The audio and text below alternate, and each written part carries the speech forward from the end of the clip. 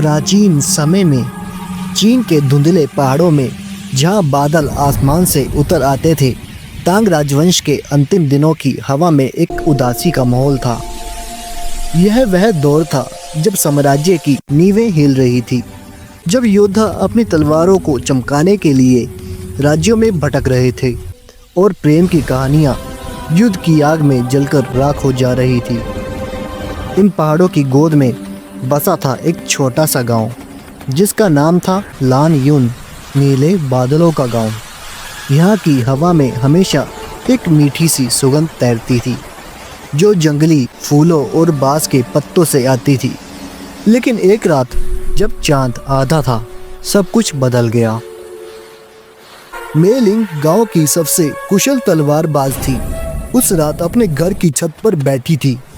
उसकी उम्र 18 वर्ष की थी, जिसके बाल काले रेशम की तरह लहराते थे और आंखें हिरन जैसी गहरी थी। उसके पिता एक पुराने योद्धा थे, जिसने उसे विलो ब्लेड की कला सिखाई थी, एक ऐसी शैली जो हवा की तरह तरल थी और पानी की तरह बहती थी, लेकिन स्टील की तरह कठोर भी थी। मेलिंग का बचपन यही कला सीखने में बीता था। वह जंगल में घंटों घूमती, बांस के तनों पर उछलती कूदती और अपनी तलवार को नृत्य की तरह घुमाती। लेकिन वह प्रेम से कोसों दूर थी। उसके दिल में केवल एक बदला जलता था, उसके गांव का, जो उसके बचपन का आश्रय था।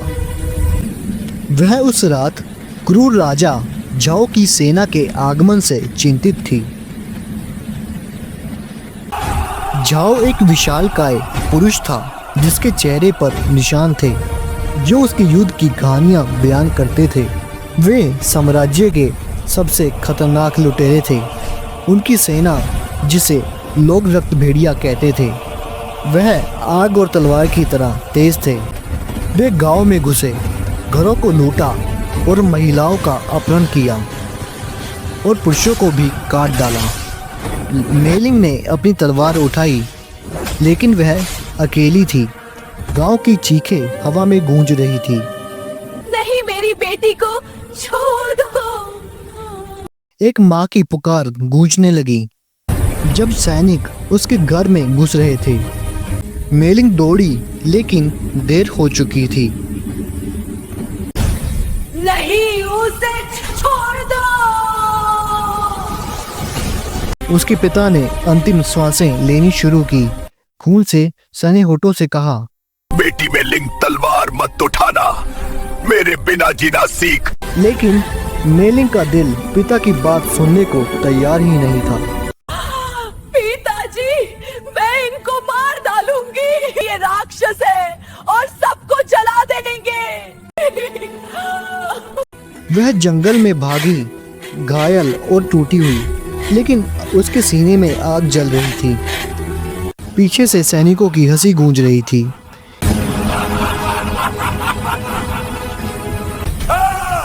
ये गांव हमारा है, झाओ महाराज की जय हो। दिन बीतते गए।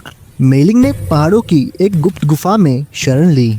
वहां वह अपनी कला को और निखारती रही।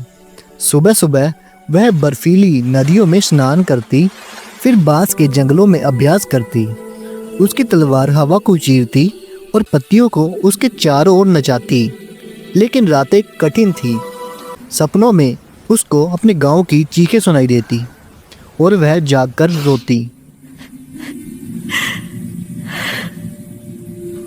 एक दिन जब वह जंगल में शिकार कर रही थी, तो उसे एक पुराना मंदिर मिला। वहाँ एक बूढ़ा सन्यासी रहता था, जो उसे न केवल मार्शल आर्ट्स सिखाता, बल्कि जीवन जीने की कला भी सिखाता। सन्यासी ने पहली मुलाकात में ही कहा, तू आग की तरह जल रही है, लेकिन याद रख, आग से राख बनती है, फूल नहीं। गुरुजी, मेरे गांव को जलाया गया है, मैं कैसे चुप रहूं? तलवार केवल हथियार नहीं है, बल्कि आत्मा का प्रतिबिंब भी है। इसलिए लड़ना सीख, लेकिन साथ ही माफ करना भी सीखना होगा। मेलिंग ने सीखा न केवल लड़ना बल्कि जीना। महीनों बाद जब शरद की हवा ठंडी हो रही थी, मेलिंग ने फैसला किया। जाओ का किला जो पहाड़ की चोटी पर बना हुआ था, उसके लिए न्याय के द्वार जैसा था। किले की दीवारें काले पत्थरों से बनी हुई थी। उसके चारों तरफ एक खाई थी जिसमें मगरमच्छ तैरते थे। मेलिंग ने रात के अंधेरे का इंतजार किया। आकाश में लाल चांद चमक रहा था, मानो युद्ध की चेतावनी दे रहा हो। वह काले लबादों में लिपटी एक रस्सी के सहारे खाई को पार करने लगी। उसके पैर बिल्कुल शांत थे, जैसे कि कोई बिल्ली हो। किले के अंदर टॉर्च की रोशनी दीवारों पर आ रही थी। पहरेदारों की आवाजें गूंज रही थी, जैसे उनकी हंसी।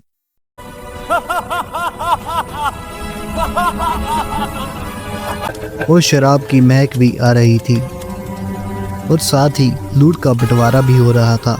आज रात का शिकार अच्छा था भाई।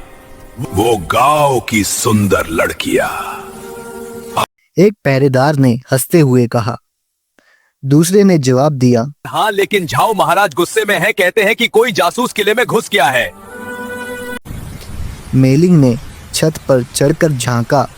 झाओ का तंबू मुख्य दीवार के पास था, जहां युद्ध की योजनाएं रखी गई थी।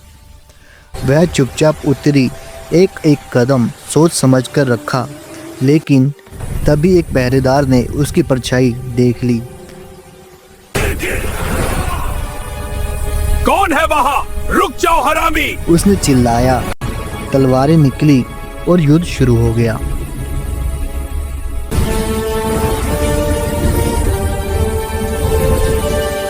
मेलिंग ने अपनी विलो ब्लेड निकाली।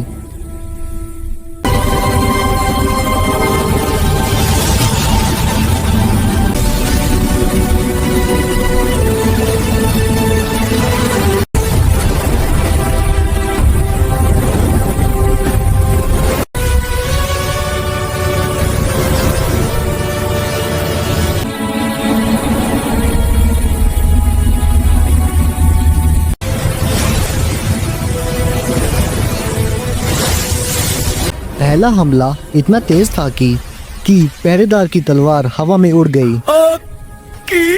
क्या तुम वही हो? पहरेदार ने कराते हुए कहा, लेकिन मेलिंग ने कहा, झाओ का अंत अब नजदीक है, इसलिए तुम अब चुप रहो। दूसरा पहरेदार पीछे से आया। नार! जासूस यहाँ है, मेरी मदद करो! लेकिन मेलिंग ने घूमकर उसकी गर्दन पर प्रहार किया।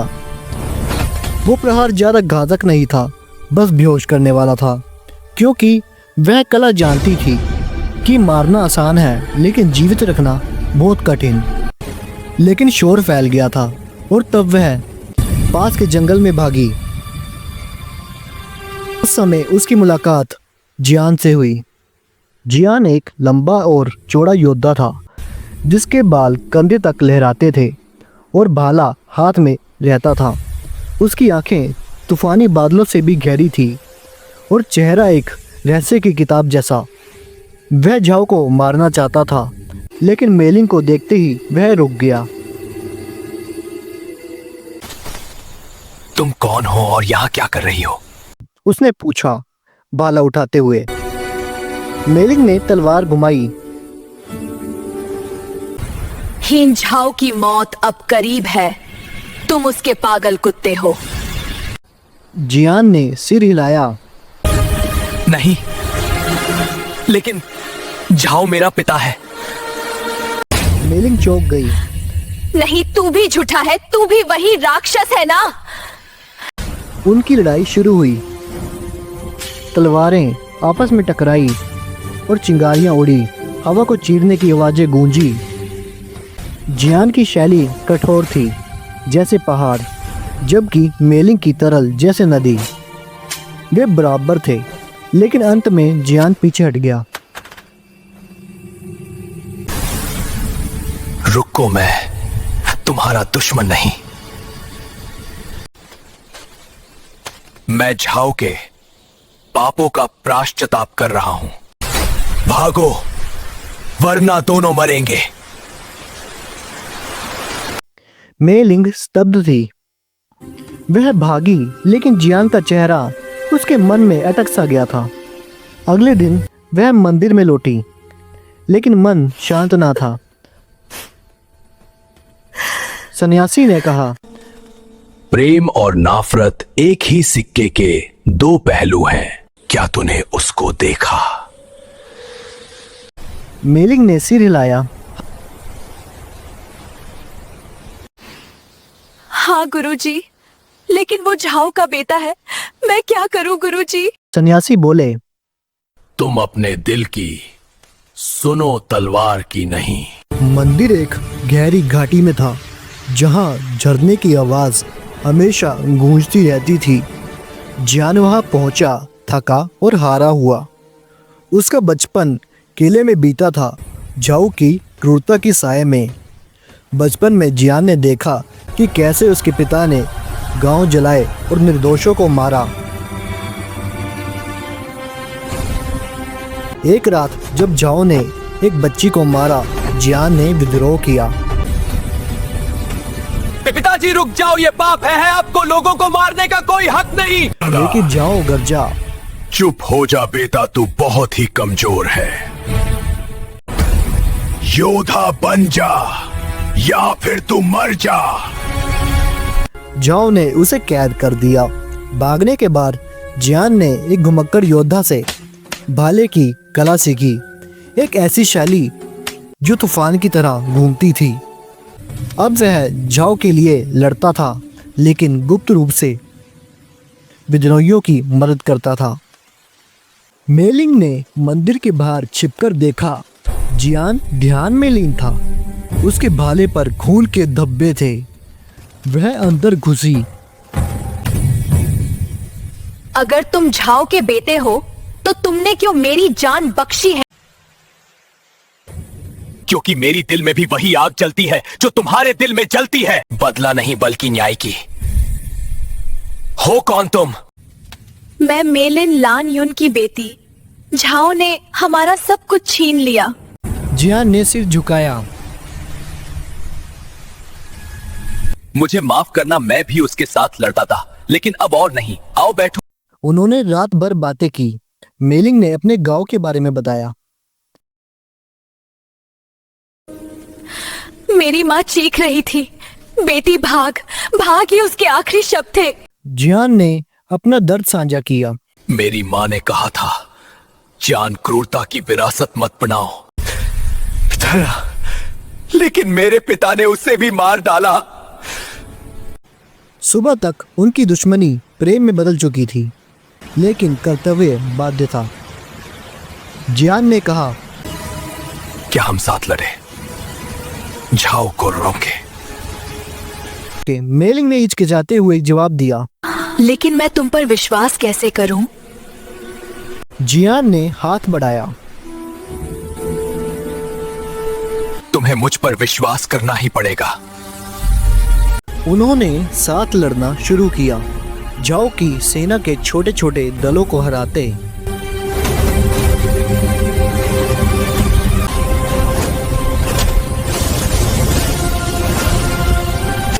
एक रात नदी के किनारे जियान ने मेलिंग का हाथ थामा। तुम्हारे बिना ये लड़ाई अधूरी है। मेलिंग शर्माई, लेकिन जवाब दिया,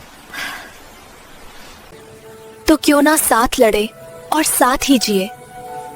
लेकिन डर भी लगता है, जियान अगर हम हार गए तो? जियान ने उसे गले से लगाया।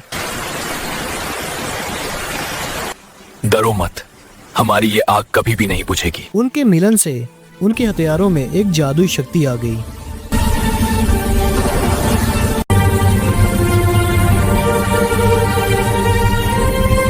मेलिंग जियान को विलो ब्लेड सिखाती। देखो, हवा की तरह बहो और अपने मन को शांत रखो। जियान हंसता। और तुम मेरी तरह मजबूत बनो। जियान मेलिंग को संकल्प सिखाता जो उसके डर को मिटाता था। लालटेन की रोशनी में वे नाचते, हंसते और चूमते। प्रेम युद्ध का ईंधन बन गया था। एक शाम अभ्यास के बाद जियान, क्या ये जीवन में हमेशा युद्ध ही रहेगा? जियान ने जवाब दिया, नहीं, एक दिन युद्ध खत्म होगा और हम दोनों पहाड़ों में अपना परिवार बसाएंगे और हमारे बच्चे भी शांति सीखेंगे। ये शांति ज्यादा देर तक नहीं टिकी क्योंकि झाओ को खबर मिल गई थी। एक गद्दार ने उसे बता दिया था। अब रक्त बेड़ियों ने घेराबंदी कर दी थी। गहरे बांस के जंगल जहाँ पत्तियां हवा में सरसराती, अब वह जंगल उनके लिए मौत का जाल बन गए थे। चांदनी छनकर आ रही थी लेकिन छाया घनी थी। मेलिंग और जियान ने विद्रोहियों के साथ शरण ली। हम उन्हें मार देंगे, जियान ने कहा। एक विद्रोही ने पूछा, मेलिंग दीदी, वो कितने लोग होंगे? मेलिंग ने जवाब दिया, वो है तो बहुत, लेकिन हम उनसे ज्यादा तेज और चालाक है। और फिर जंगल भी तो हमारा दोस्त है। अब युद्ध शुरू हो गया था। रक्त भेड़िए काले लबादों में पेड़ों से छलांगे लगाते, उनकी जंजीरें हवा में साए साए आवाजें करती। एक हत्यारे ने चिल्लाया, पकड़ लो उन्हें, भागने ना पाए।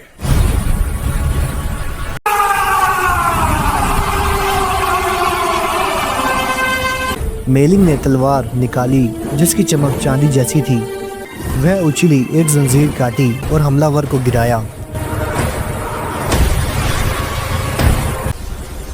जियान बाएं तरफ था। वह चिल्लाई, जियान भाला फेंको, देखो दुश्मन करीब है। जियान का भाला घूमा, 3 दुश्मनों को एक साथ भेदा। मेलिंग पीछे थी।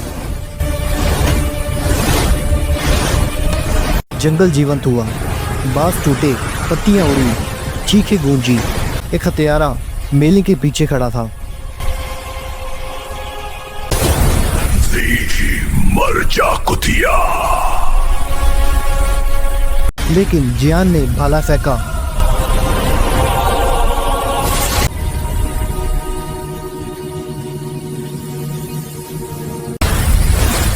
ये लो, अब बचो मेरे वार से।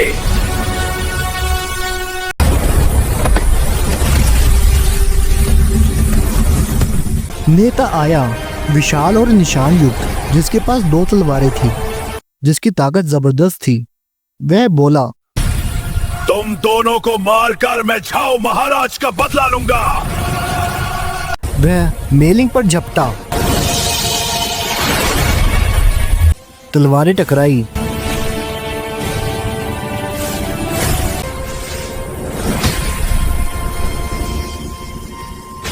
मेलिंग चिल्लाई, तुम्हारा झाओ महाराज मेरे हाथों जलकर मरेगा। अचानक मेलिंग फिसल गई, लेकिन जियान ने उसे रोक लिया। जियान ने कहा, बल्टी मारकर पीठ पर प्रहार करो मेलिंग।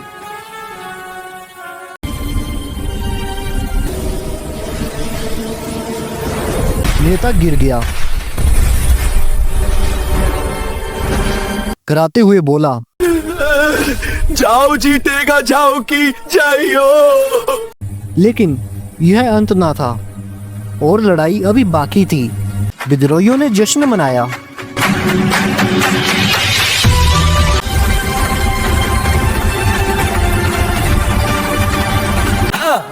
हम जीत गए दीदी, तुम हमारी देवी हो, आप दोनों की जय हो।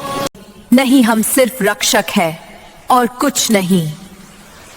जंगल युद्ध के बाद मेलिंग और जियान घायल थे। विद्रोहियों ने उन्हें एक गुफा में छुपा दिया। वहां आग की लपटों के पास मेलिंग ने जियान के घाव साफ किए। तुम्हारे बिना मैं अधूरी हूँ, उसने कहा। जियान ने मुस्कुराया।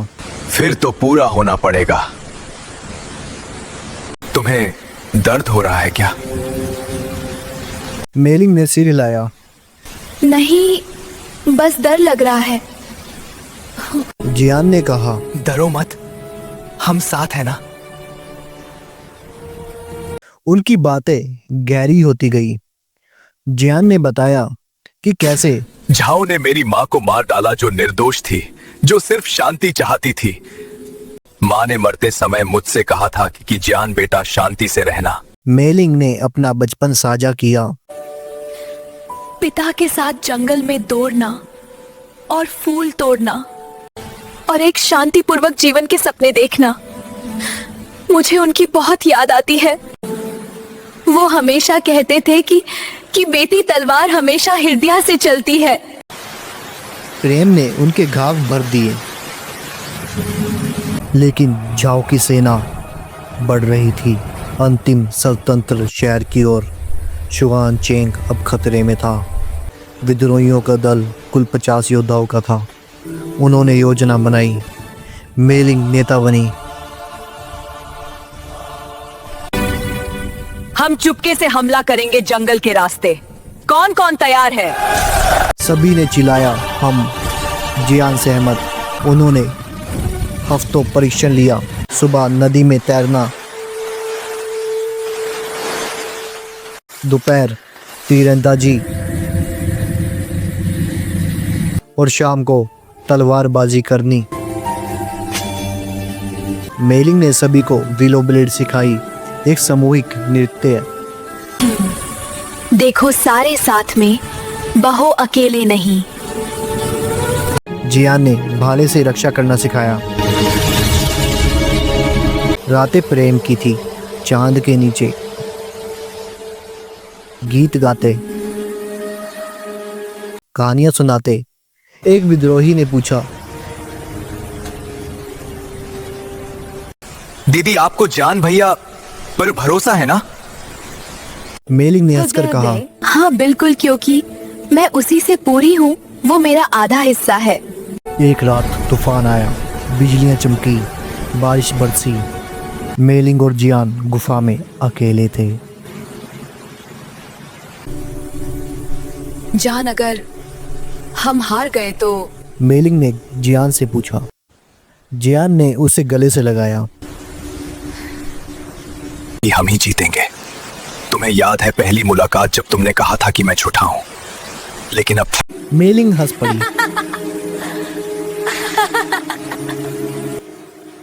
अब मैं कहूंगी कि सिर्फ तुम ही सच्चे थे। वे चूमे और तूफान शांत हो गया। शुआन चेंग एक सुंदर शहर था जिसकी दीवारें ऊंची थी, बाजार रंगीन थे। लेकिन झाओ की सेना ने घेर लिया। तोपें गूंजी, तीर बरसे। शहर गिरेगा, एक सैनिक चिल्लाया। विद्रोहियों ने जंगल से हमला किया। मेलिंग आगे थी, उसकी तलवार चमक रही थी। वे दीवार पर चढ़े, पहरेदारों से लड़े। आ कुत्तों! जियान गरजा। खून बहा, लेकिन वे अंदर घुसे। शहरवासी जाग गए, मैं जैसे कि महिलाएं, बच्चे और बूढ़े। हम तुम्हारे साथ लड़ेंगे, एक बूढ़ा चिल्लाया।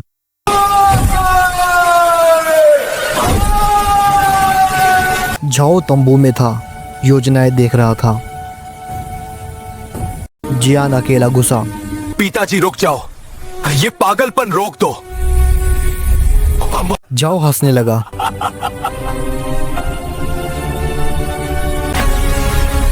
तू यहाँ क्या कर रहा है गद्दार, वो भी मेरी सेना में। उनकी लड़ाई शुरू हुई। भाला और तलवारें टकराई। तूने मुझे धोखा दिया। जियान घायल हुआ, लेकिन लड़ा। नहीं पिताजी, मैं न्याय के लिए लड़ रहा हूँ। बाहर मेलिंग रक्त भेड़ियों से भिड़ रही थी। गलियारे में छतों पर वह उछली कूदी।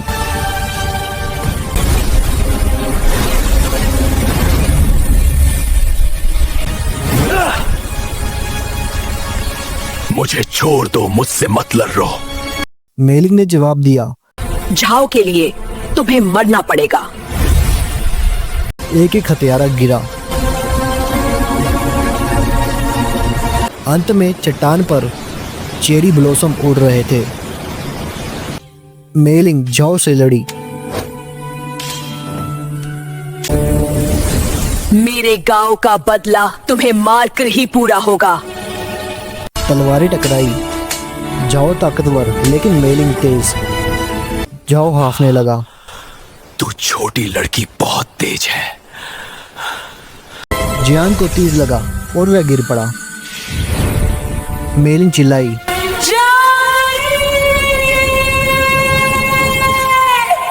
लेकिन प्रहार किया।